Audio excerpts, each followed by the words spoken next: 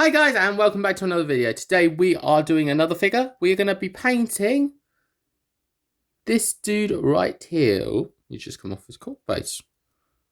He is called Sergeant Obadiah. Yeah. So yeah, you can see he's a bit going to be a bit of a difficult one to do because obviously he is a sergeant figure. So obviously he's got stripes on his arms. And obviously he's got his fake thing. So yeah, sit back, relax. As always, I'm your host, A.C.E Models. Today we will be painting this figure. Let's have some fun. Hi guys, welcome back. Right, we're going to start painting this dude up. So obviously we're going to paint him as his red coat. So obviously his red coat being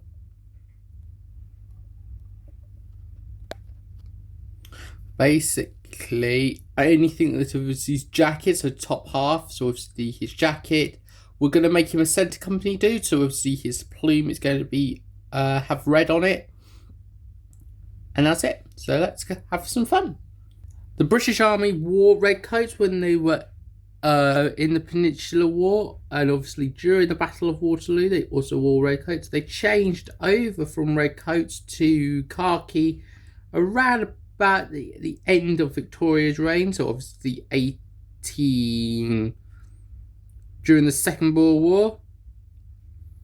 That's when they changed around. So obviously they then made them less hard to spot on a battlefield, changing their tactics and everything. Obviously it is quite fiddly, so I'm just gonna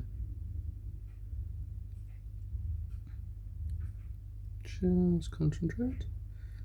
So there we go. I'm just gonna put that little bit in there, and there we go. That is that guy's jacket all done. So we're just going to set that aside to dry now. I'm going to leave it to dry, and then we'll come back and we'll do his trousers and then his boots, his face, and then start doing the detail work. Catch you in a bit, guys. Hi guys, so the next colour we're going to use is Army Painter Uniform Grey, and this is for his trousers.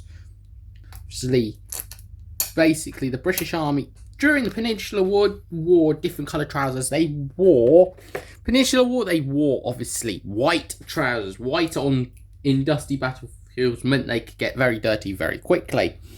Then they changed them over to grey around about 1814. So obviously that changed. Bear with, let me just zoom it in. So yes, that then changed to grey trousers, meaning they then went over to grey, which was much easier to not get dirty. But they still wore them out on campaigns and on like exercises and stuff when they did it. The home of the British Army is obviously Aldershot. That is basically where the British Army's base of operations is. GCHQ is there. Everything's runs from Aldershot. Obviously Aldershot is a military town. Obviously I should know, I was brought up in Aldershot. I still do, and I lived in Aldershot for most of my life. Obviously I still kind of do live in Aldershot. I just live on the outskirts of the old town rather than in the dodgy, well, in the non-dodgy areas of Aldershot, as we could call it in group circles. But obviously that is now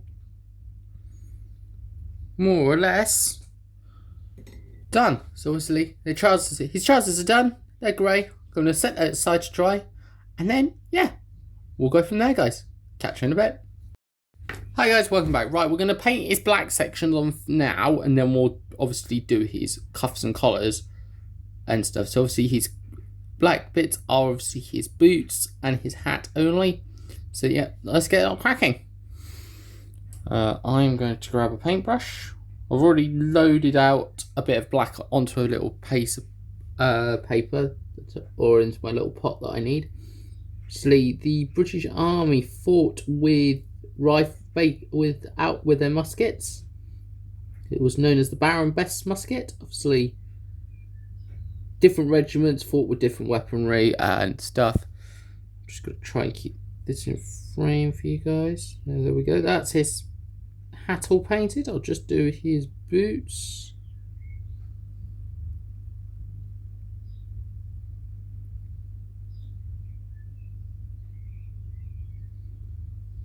Just now. So yeah, basically the British Army fought with different weaponry of the period. Obviously, officers would fight with swords rather than actual firearms. Obviously, the men would fight with without swords, but with rifles and stuff. So here we go.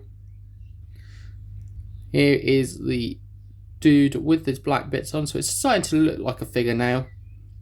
Obviously, you've still got to do his face, his cuffs and collars, his strapping, his backpack, his water bottle, his knapsack, his sword, and obviously his sticky thing, the pike. So I'll catch you in a bit, guys. Bye for now.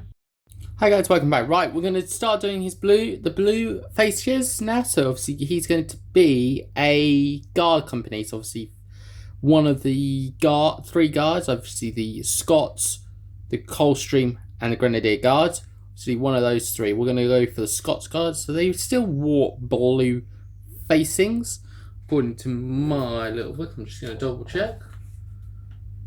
Yeah, 1st Regiment of Foot were blue facings, dark blue facings. So we're going to use war paint, army painters, war paints, dark sky blue. So yes, each regiment had different cuffs and collars. So obviously, it was to denote on the battlefield, because obviously they all wore red jackets. So it made it easier to identify which soldier belonged to which regiment. By having different cuffs and collars, you could identify very quickly, obviously, what unit each person was from, and each unit people were going to be assigned to. Obviously, different units having different strengths, different abilities. The foot guards were obviously the elite troops of the day, and then everything else was just box standard lines. So there we go. His blue is now done. I'm going to set that aside to dry, and we will come back to do his face and his hands. Catch you in a bit, guys. Hi guys, welcome back. Right, we're going to paint his face and his hands now, so let's get started. Basically, each of the different units within wargaming, or in Black Powder in general, are denoted by what their field strengths are going to be. So obviously I'll do a video regarding this at some point later on this year, or potentially next year. I will do a video. Obviously, intentions are I will do a video for it. So yes, if you want to see new content and new ideas, please leave a comment down below of this video on suggestions on what I should do next. Obviously, there's certain things I've already put into wheels in motion for doing, but yeah.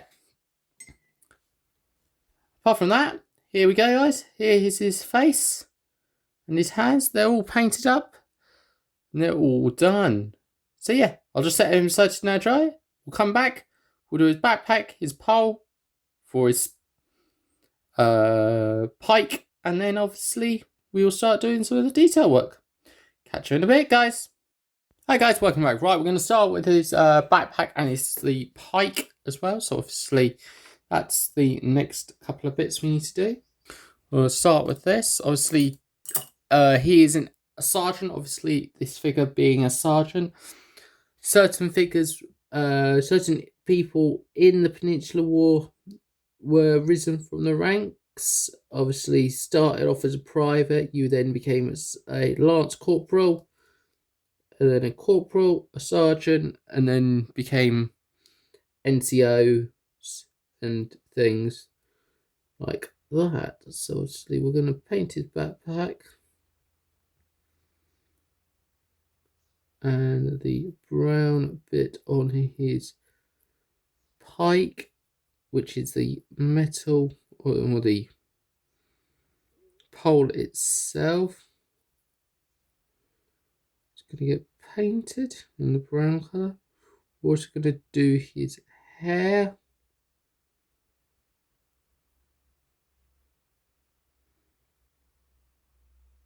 And then that's it, guys. There we go. Right, it's him almost done. We've just got to do his water bottle, his haversack, his little sashy thing, his sword, the top of his pike, and obviously the white accoutrements that he has on his jacket. So obviously his strapping and the top of his head is shako. So yeah, catch you in a bit, guys. Hey guys, welcome back. Right, we're going to add the next colour now, which is Vampire Red from A Army Painter's War Paints range for the sash. So obviously, let's get started.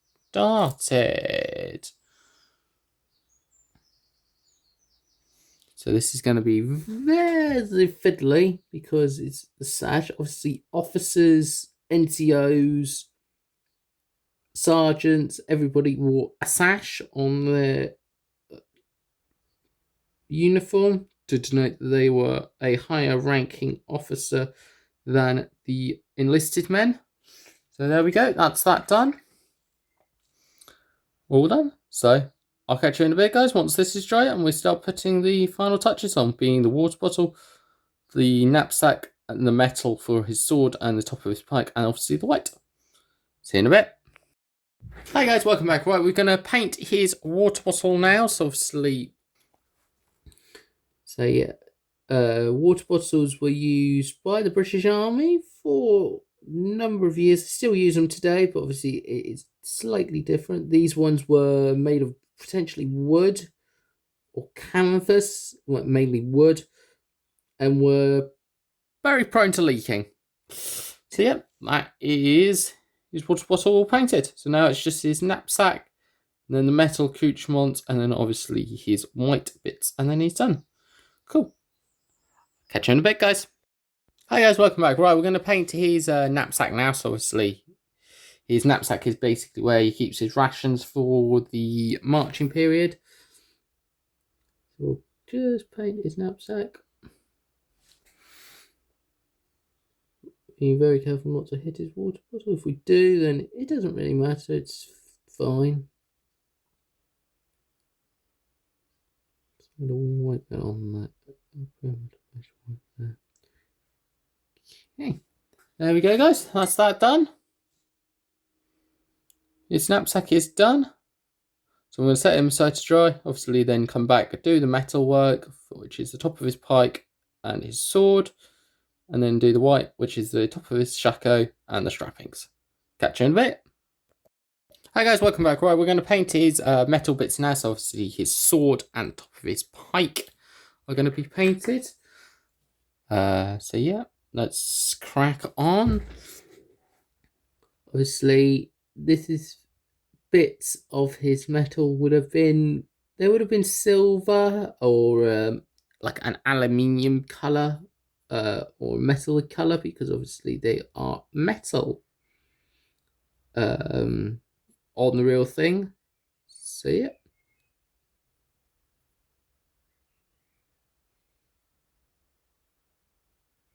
And there we go, guys. That is all done. That is the metal done on him now, and the sword's done as well. I've just done. So yeah, okay. Catch me in a bit, guys, and I will be doing the white. See you in a second.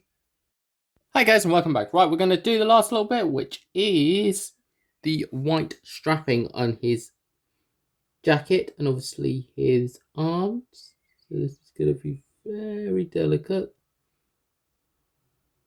White strapping is notorious for being